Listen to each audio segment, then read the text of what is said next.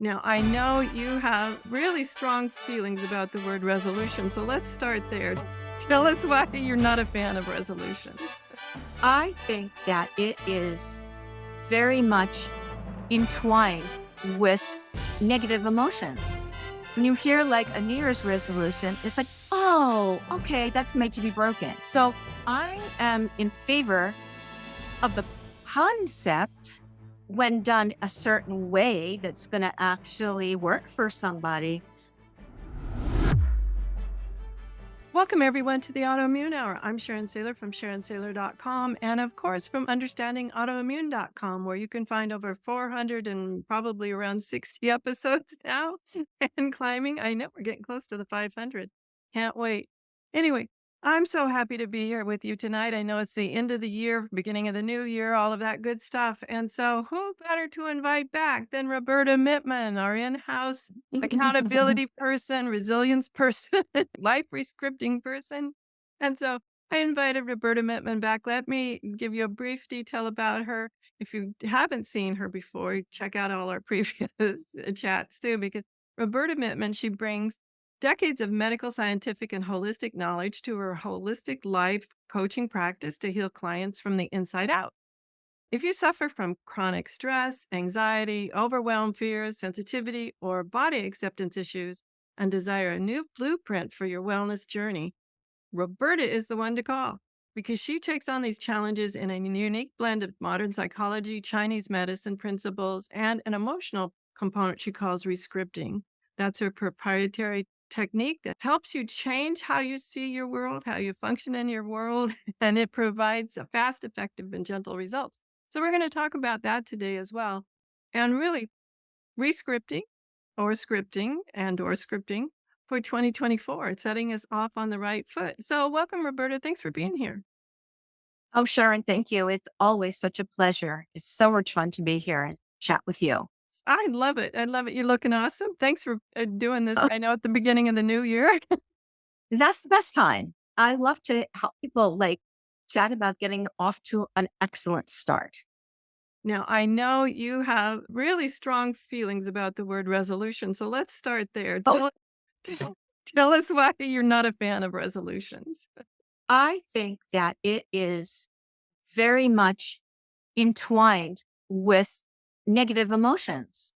When you hear like a New Year's resolution, it's like, oh, okay, that's made to be broken. So I am in favor of the concept when done a certain way that's going to actually work for somebody. But I also like to think about using it in different words for that. It could be a semantic difference, like using goals or intentions or whatever. But New Year's resolutions are usually so broad, so general, unachievable, and totally forgotten. Science says 2 to 4 months, and that's it. So I don't know. Well, people may be thinking like this is going to be till 2025, but I doubt it. Yes, the statistics don't hold out, do they? And you're right. Mhm. I hadn't thought about resolutions starting from a negative place. Most resolutions are like, I want to lose 20 pounds. I want to lose 50 pounds. I want to get in shape. And it's all about bringing up the failures or how did I get here or what happened. Like such hard work. Like who wants to really do that after a while? The honeymoon wears off. The excitement when the excitement is done, the novelty wears off. So that's the other thing. Especially for me, weight loss goals. Making achievable numbers that I can celebrate is so much easier for me than having a great big number. You look at it and all you do is do the math. A half a pound off a big number, it's like, oh, who cares? But if it's a half a pound off of a doable number, it's like, okay, like 25% there or I'm 20% there. Yeah. So let's talk about that. That's really a good point. So, what does a doable number mean to you? First of all, I'm not a fan of diets as being a resolution to me. It's like having a better sustainability plan with food in general and eating well. It's natural for people to go to the diet place and want to lose weight. I mean, that's just the way it is. And some of the goals and the resolutions are just not achievable, and will probably bring a sense of failure at the end of the day. And no one's learned anything from it. Some people, they just starve until they just can't do it anymore. And then they give up because your body's not designed to be deprived. Oh, and especially if you're doing the starvation diet with an autoimmune, you're just compounding and probably setting yourself up maybe for a flare or something. Your body's just going to say, "Okay, I'm doing enough here to keep this autoimmune under control, and now you're starving me. Give me the foods that I need." We have a mutual friend, Dr. Halleck, and what would you call it? Unnecessary calories, or oh, I'm trying to think of the word. Hopefully, What was it? Something like, yeah, anyway, I'll come up with it, guys, hopefully, but I just had to laugh when I heard it. It was like, "Ineffective calories, ineffective calories," and I'm like, that's right. There you go. That's What really are my ineffective calories?" Even with those, though, I have found that when I say, "Okay, I'm giving up sugar," that's gone within maybe 36 hours or something. The willpower is only so much. But if can modify that and say things like, "Okay, I'm only going to have one treat with sugar in it today," then I don't feel so starved. Whether that's whatever it is, a cookie, or I splurge and I put a little sugar in my tea or something, whatever it is. But that way, maybe it's like dipping my toe in the shallow end instead of jumping into the deep end. just really perfect because it's also a great illustration of what's called SMART goals because that's specific, measurable, achievable, relevant, and time bound. It's like a really great way to look at it because you check those boxes and Yeah. it's much more achievable. So that's really great. Well, Uh, achievable is important even in our health goals. Sometimes we've got to be realistic in how long it takes something to happen, for the body to heal, for the body to change. And it's so surprising to me how fast it does, considering sometimes the amount of assault on the body. But we still have to be realistic that I'm not going to wake up tomorrow 25 pounds lighter. oh, that's so smart. Absolutely. And choosing like what, not necessarily you're going to cut out something. If you change it, I'm going to add one fruit and one vegetable to my meals every day. That's like another, it's a kind of a positive thing because you're not taking anything out, you're adding it in, which is sometimes it's a positive spin on making a change that's sustainable. I liked yours too. I thought yours example was great.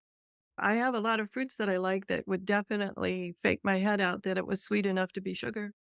Yeah, there you go. Absolutely. That's really perfect. And for someone like myself who's just not a fan of diets because science is proving that they just don't work. I mean, that's just my personal bias from my own research. I'm not making this blank statement. But if people understood that starting a diet on January 1st is not perhaps the best plan is to have a sustainable way of eating through the year that you can stick to. Even if you go off for a little bit, you come back. That is like the best way to have weight balance, not just something that you do on Monday and then the next Monday you said, I got to start another diet. Just as you were saying the word diet, I was starting to take the word apart in my head, and die and it just doesn't, no wonder I Oh, hate the term. I'm just hoping that people, if they want to use New Year's to make resolutions in a positive way, the right way, and it can even extend to their physical health in terms of exercise. Some people would rather go into the exercise area in Okay. terms of making that goal, right? Well, that's well known that you go to the gym on January 1. People take my favorite machines because I live in a building, there's not a lot of people in the gym. So I see January 6th and I go, okay, let's see how many of you are going to be back. February 1st, it's all mine again. They're gone. Really? So, like, just kind of moving more in the year might be somebody's idea of a good goal. And that way you can make it like, I'm going to run a marathon. Well, okay, but that needs some planning and it needs to, like, I'm going to start by adding so many steps per day or per week.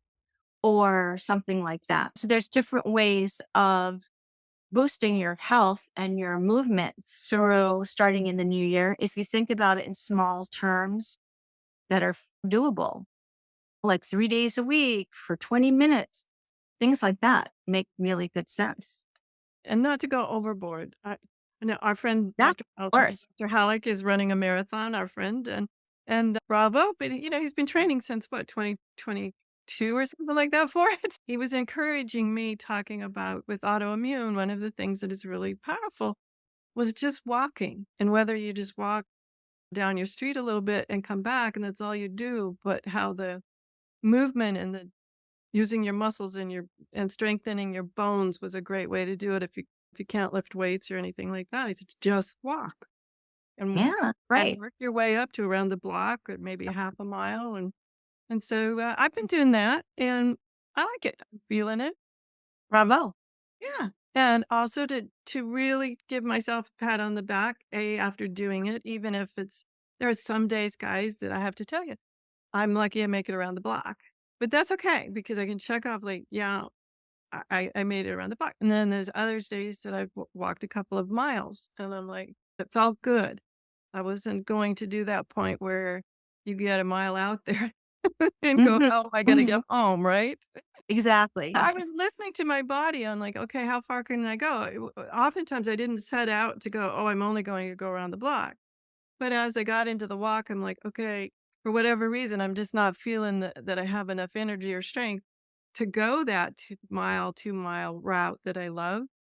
So I just go around the block and if I'd get back to my starting location and go, I think I could make it up and down the street 2 more times, just doing that, but listening to my body, what it was saying. Yeah, listening to your body is the way to go. And it really makes sense when you are trying to start something new. So, like what you're doing is perfect because what you're doing is you're making an intention into a routine. So, when you make it a routine, and it's kind of like after a while, it's like brushing your teeth. I'm just going to go and go for my walk. That's when you know you've hit on something that's going to work for you. Absolutely. Now, I like Mhm. walking with other people. That's great. But I have a friend who uses the storybooks, the audiobooks or whatever, and likes to listen to those and things like that. And I have another friend that catches up on her phone calls on her walk. So every so often, Yeah. my phone will ring and I'll answer, and you could tell she's out there putting in her steps. To me, it was an easy thing to incorporate because you can get things done. Like you can listen to the Autoimmune Hour podcast on your walk, right? That's So perfect. That's right. Yes, I know. There's some things that you can either learn or, have inspirational messages. There's so much out there or you can have silence. And sometimes I listen to something that kind of guides you through a walk. Say, okay, now you're going to, with music and the pace of the music, the tunes change and say, okay, like pick up the pace now, slow down. And it just kind of helps you like vary it a little bit and makes it fun. And I wind up like having a better workout with that sometimes than left to my own devices. yeah, well, don't leave me to my own devices. I love that where you said intention into habit. I think that's really, I like that much better than resolution. And maybe because I just, in my lifetime, have broken so many resolutions that I just have a negative mindset around it. Or it hasn't ever worked in all the previous years. Why would it work now? So I'm adopting that intention into habit. I like that. And something that's got to kind of grow with you because if resolutions like that only last 2 to 4 months, then you're going to have to kind of like, then what? Or So why it's bother like, came to my mind. okay, there you go. So if you have like an intention and you're making a routine about walking, as you get stronger, you can add different things to it. You know what I'm saying? And it can grow along with you. And that makes perfect sense. So it just doesn't like come to an end or whatever or modify it if it's not working for you. But one of the things I also wanted to mention is having an accountability partner is always a good idea too, like a buddy that you can say, okay, I'm doing this today. And if for some reason you just feel like you just need a little push out the door, well, you can count on them to do that. Little pep talk. So having an accountability partner or meeting someone and walking or doing things like that sometimes that really cements the deal. So weight loss obviously is kind of the big thing that people always talk about, that and we've talked about some tips around that. What are some other things that you see people struggle with at the beginning of the year? It's not like we couldn't do any of these things the second day of the year, the 10th day of the year, the second month of the year. Well, there's a lot of different things that we could do. And one of the things, I'm happy to see just a bunch of them. And sometimes what people do that I've heard about is they do one thing instead of like doing one thing for the whole year, they do one thing a day for a year. You could choose what's the one thing that you're going to do for yourself every day. Like that's a goal. Or you can choose 52 things in 52 weeks. So that way people can kind of cover it. And then what I was talking to you about was the concept, which is really very popular now, is the word of the year. So if everyone takes a second and thinks about a word that they want to claim as this is their kind of motto for the year, this is their theme song for the year, that can stay with you. And you can always go back to that and remind yourself for inspiration. I would have to sit down with a piece of paper and write down a bunch of words. One word comes to mind, but I'm not sure how functional it is. Does it have to be a functional word? No, Um, there are lists and lists, Sharon. If you go like online of words of the year suggestions, there are tons of resources for helping you find the right word. And I mean, I'm surprised to see them, all those words, but there's a lot of ideas out there. oh, see, that would be helpful. One word does come to mind, but I don't know why it comes to mind. I almost feel like I need to sit with it for a little bit to go like, why right now is that word coming to my mind? Maybe it is my word for the year, or maybe it's just my word for the moment. I don't know. Yeah, right, right, right. So I just like put into search engines word of the year and see what pops up. You'll see, you'd be surprised. There's like list after list. So I actually am going to just blurt out mine just because we're here. So I love the word flow. So I like to go with the flow, be in the flow, which means for me like ease and like a little bit of gentleness and surrender and just having things work out the way they should work out for me. That's when I'm doing what I love and when I'm like in my flow, that's kind of when I'm at peace and the happiest. So that's my word for the year, flow. And I That's will a quote great word. you and let you know. My word is, I guess, similar. I'm not saying this is my word, guys. It's just the one that popped into my head. I got to think about it a bit. But adaptability came up. Yeah. I'm not quite sure why. And I'm not, like I said, I'm not sure if it's the word of the day or if it's the word of the It's a week. good word. But adaptability came up, which sort of reminds me of flow. Maybe not as graciously, but sort of reminds me of flow. That might be it, guys. But put in your comments. I would love to know what you Yeah. Well, think I'm voting about. for adaptability. Okay. You know? Yes, I like that one. That sounds like a good one if it comes to you. It's got to be like meaningful for you. I think that's the important thing. Yeah, and right now it's meaningful, but I gotta sit with it to think if it's meaningful for another 52 years, 52 weeks.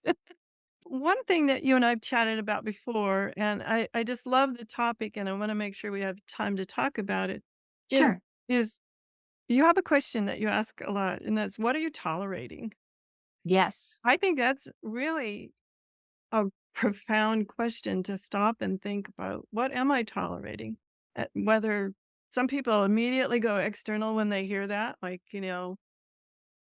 my family, my friends, my work, and other people go internal. I find it such an interesting question that, like, what are you tolerating? Make a list of what you're tolerating.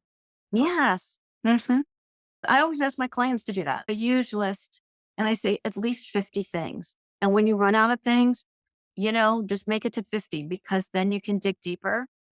And it's important because there are things that sometimes you wouldn't think like, wait a minute, I'm not really okay with that. And it's not, sometimes they're just not blatant things that so and so is like, nasty or unkind or whatever. It's really that I really am tolerating the fact that somebody is not hearing me. I don't feel validated by that person. I had a friend who, when I asked that question, what was interesting was they were tired of being the emotional caretaker for their family. And I thought, wow, I had to stop and think about that one and how many there are usually certain personalities within families where one person seems to be the emotional caretaker of the family. I was like, how interesting is that to give voice to something that seemed pretty big to me and Absolutely. needing a Mhm. few difficult conversations, or hopefully not too difficult, but having a few conversations about maybe that's not going to be the same way going forward. And in the list, when you think about what you're tolerating, you can actually break that down because you don't you're not tolerating the fact that somebody isn't keeping up their end of their promise to you to help you out with so and so, or somebody tolerating the fact that you have to take over and be in charge of everything and not have people come up with their own ideas, that they all look to you and everything falls on your shoulders. Even they're tolerating you have to do all the dishes. You have to do all the cooking. I mean, there's tons of different things that you could be tolerating with your friends, your family, at the workplace. I mean, the list is endless. So what I like to suggest is that people just kind of look over your list and circle like a few of the ones that are really the most meaningful. They may not sound like the most important ones, but the ones that really get to you, things that you're tolerating that you really are done. And then that's when the work starts because just pick one and we can start to talk about boundaries. Sometimes this leads to a discussion about boundaries. What can you do so that you're not tolerating that anymore? It's a tough one, especially if it's been an ongoing pattern. It can come as a surprise to the other person or people. Like, what do you mean you've always been you've always brought the buffet dinner or something? I don't know what it is. What do you mean? And the other parties or person can just be taken by surprise and not realize that secretly inside this was an issue for you.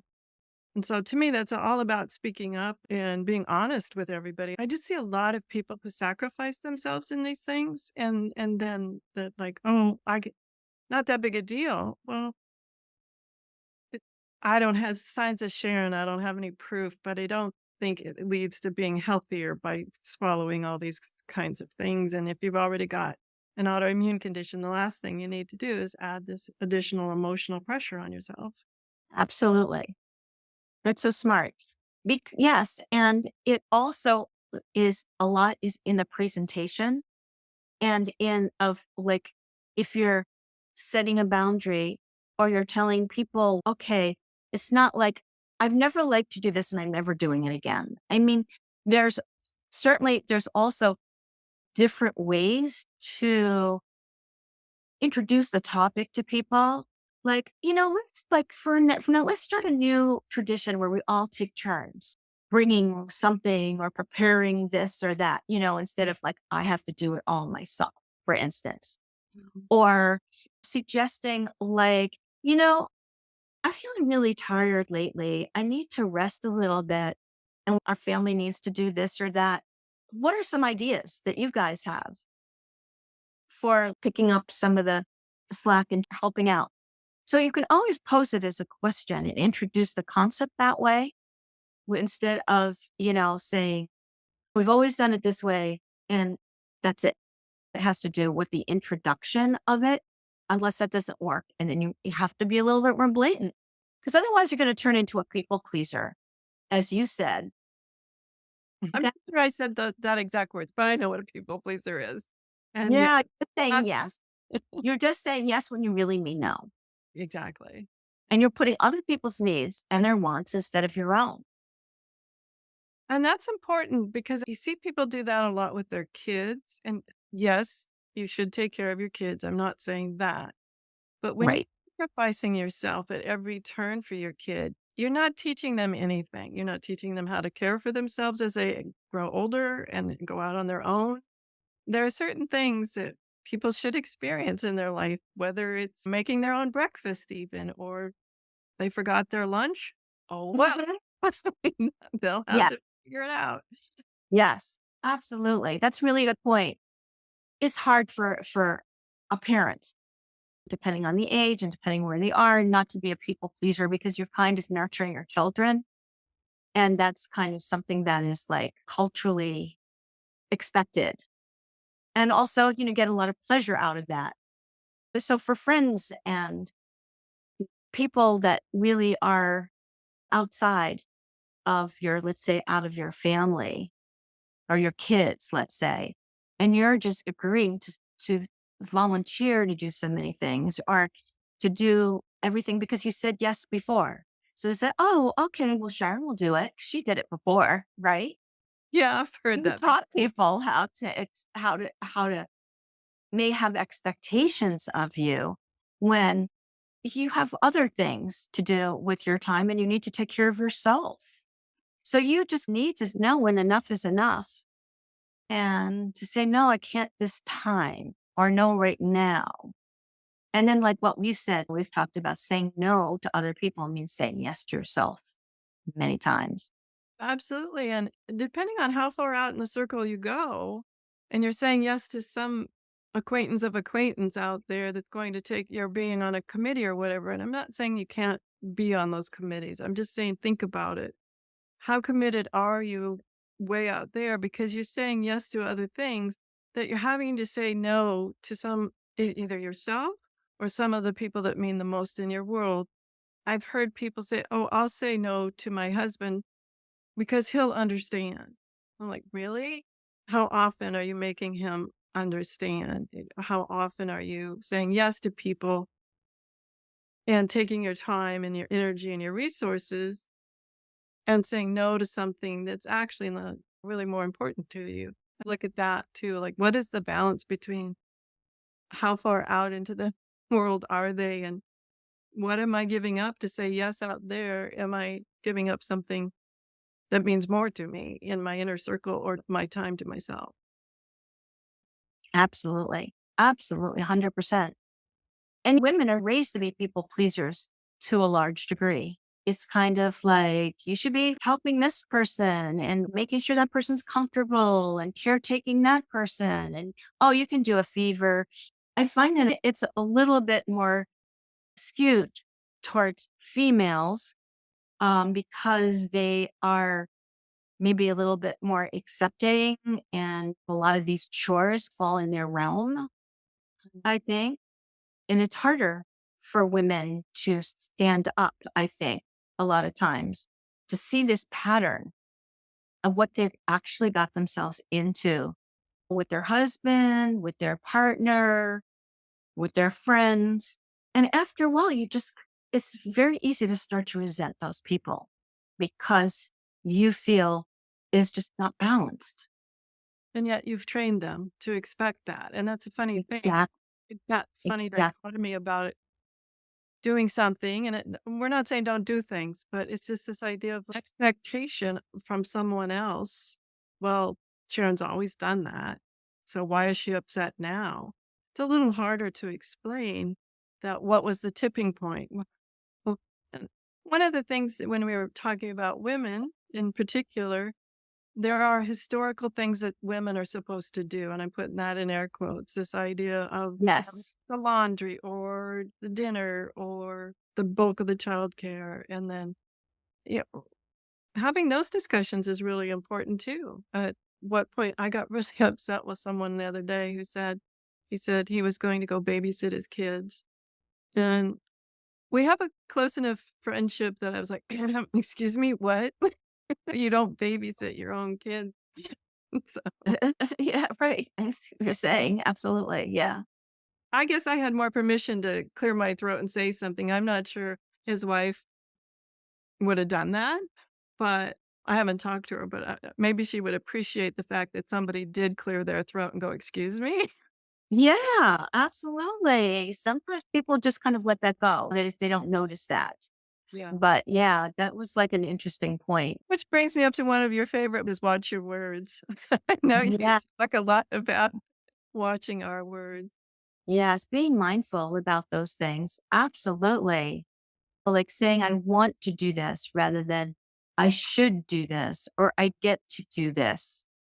Or another big thing is saying instead of I should do this, is I could do this. That's always the best way of changing a simple sentence to be more realistic. Yeah. And although shoulds are always a problem. Always and never big problem words too. I never do that. I always do that. Or they always do that. They never do that. I like to play a little game with myself of calling myself on the carpet when always and never come out of my mouth. I'll stop and usually it's internally. I don't say it externally. It's like always, always since I Yeah. had to name one time that it didn't happen. And then internally I start to laugh a little bit at myself, like, yeah, well, that doesn't always happen that way. Or you never do this. That sense. Yeah. We need to take a quick commercial break on that never do this. And if I don't do it now, we'll never get it done. Welcome back, everyone, to the Autoimmune Hour. Tonight, we're here with Roberta Mittman. Roberta, one of the couple of other things that came to mind I was thinking about during the commercial break, besides weight loss, the other thing, at least maybe just my algorithm on the social media, is clutter seems to be a big topic of conversation the past year or so. I find this process of when I declutter, and I don't do it all at once, guys, but choose a process and do a small bit. It's interesting how much my energy changes when I have accomplished a small part of decluttering or making choices about what I surround myself with.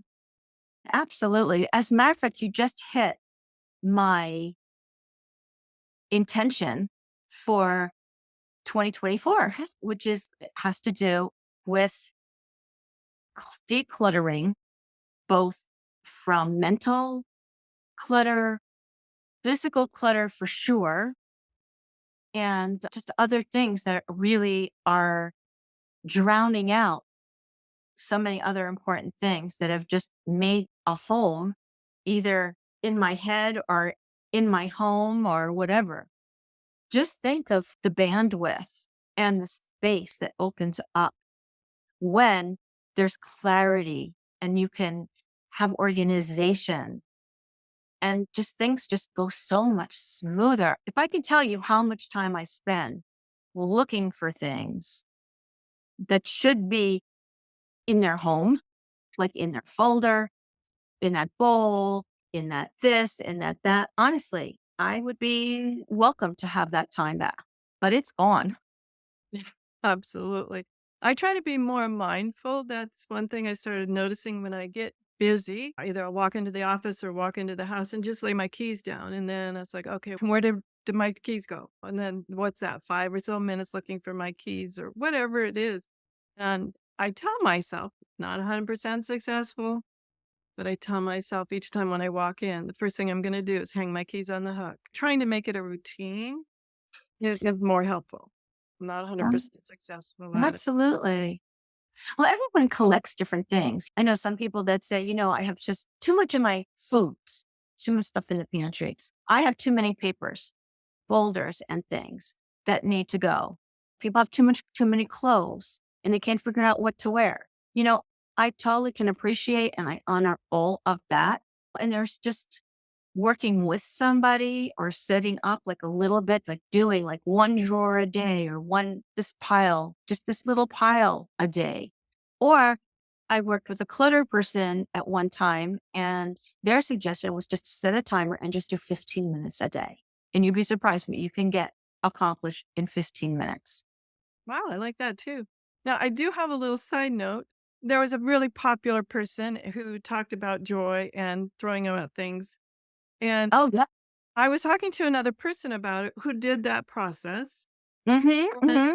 they were telling me it was about 6 months after they did the process. And it was very fascinating because they took it so literally that if it didn't bring them joy, out it went. And then what had happened is out went a beloved but long neglected stuffed animal from their childhood that had been in a box in the back corner of your closet kind of thing. And what was interesting, they said, "Oh, it's 6 months or so, wasn't even a year." They said, "All I could think about is why did I do that?" They didn't realize how much it meant to them until after they'd actually donated it somewhere else. It was interesting to me. So, not that I'm an advocate of clutter, guys, but it doesn't necessarily just have to bring you joy. If you just wanna keep it, keep it. Yeah, there's a separate pile for that.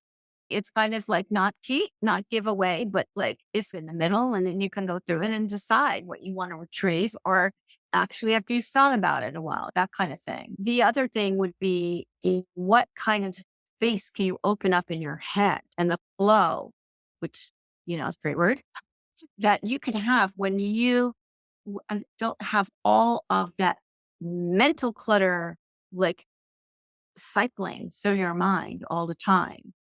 And it's whether or not it's like for people pleasing or trying to figure out what's your next best step with life, what or in a direction. This kind of gives you a lot more air around things. And it's not just like you have to go from one thing to another, to another, to another, to another. It gives you a chance to figure things out.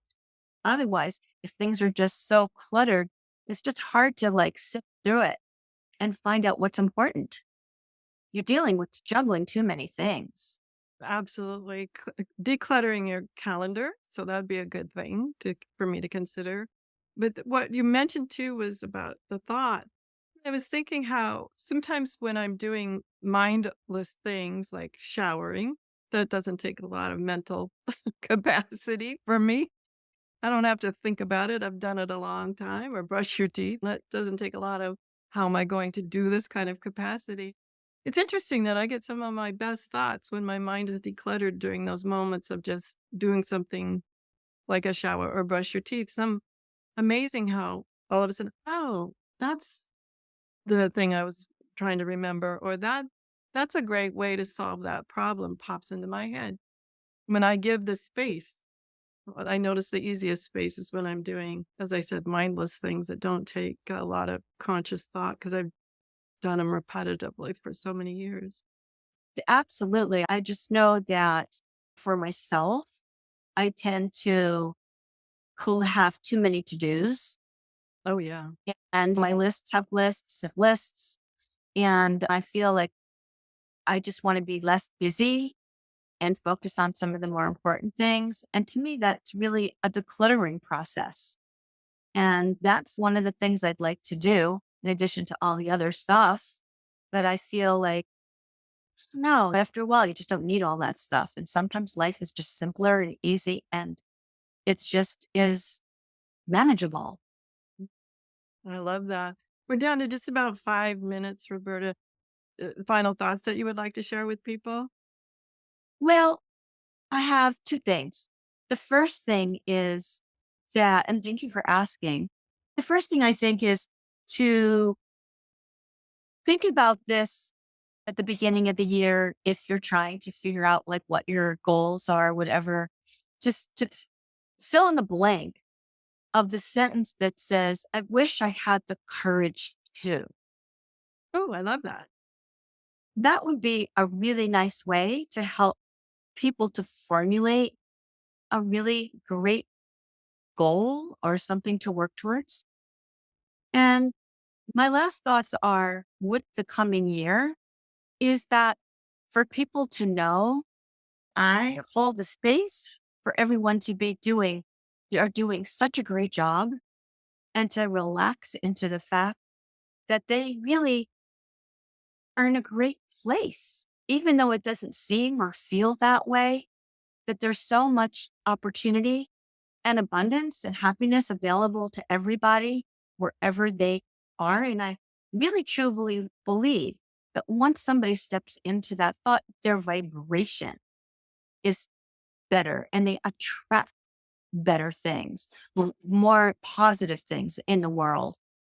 Rather than look for the negatives, they're collecting evidence for the positive about what's really working out. And that is my wish for everybody in the next year, to be able to start collecting all the evidence about what's really working out for them. I love that. I love that. I know you and I have talked also about, and I think it's important to add to our thoughts during this time, is how would we define ourselves if we weren't defining ourselves by the diagnosis? Right. Exactly. I think that's a That's critical no good. ask, or maybe you're not defining yourself by your diagnosis, but oftentimes I find I have, and they'll put in the word, the diagnosis. And this time of year where we're thinking about intention and resolution, wanting change and being open to change, is- I wish I had the courage to. And uh, what would I say about myself if I wasn't saying about my diagnosis? Too often people get stuck in the medical. They'll say, "How are you doing?" And maybe the other party wasn't asking that specific, and all of a sudden you hear somebody unload about, "Oh, well, I just had this and that and this and this," and it's all physical. So I know we can get caught in that trap, community. I understand that. But how would we define ourselves if we weren't defining ourselves by our diagnosis? And it didn't start with I am a specific issue or physical problem, or I have. How else can we define ourselves? It's such an important question. And I think it's up to everybody to find those qualities that make them special and make them unique. And it's not a result of having or not having a specific disease or symptom. It's just part of the makeup of that individual. And that is there regardless. If it seems overshadowed by a condition or something, it hasn't disappeared. It's still there. Right. And find that and cultivate that. That's what I'm gonna do this year, is continue to find that and cultivate that. I know that was my driving force that back in 2015, January 2015, starting the Autoimmune Hour, was to find out more about autoimmune for sure, but also there's more to life than autoimmune. And I want people to realize that you're not your diagnosis. And thank you, community, for being here, and dear friend Roberta Mittman for being here to talk about rescripting our lives. Check out her websites. It's robertamittman.com and rescriptyourlifenow.com. Is that correct? Correct. That's perfect. Thanks. Rescriptyourlifenow.com. If you want someone to guide you and get an accountability partner or guide you with some clarity on some of the things we talked about this evening. So, everyone, have a great new year and see you in 2024. It sounds so strange. I don't know where 2023 went, but anyway, have a great week, whatever adventures, and we'll see you next week. Enjoy.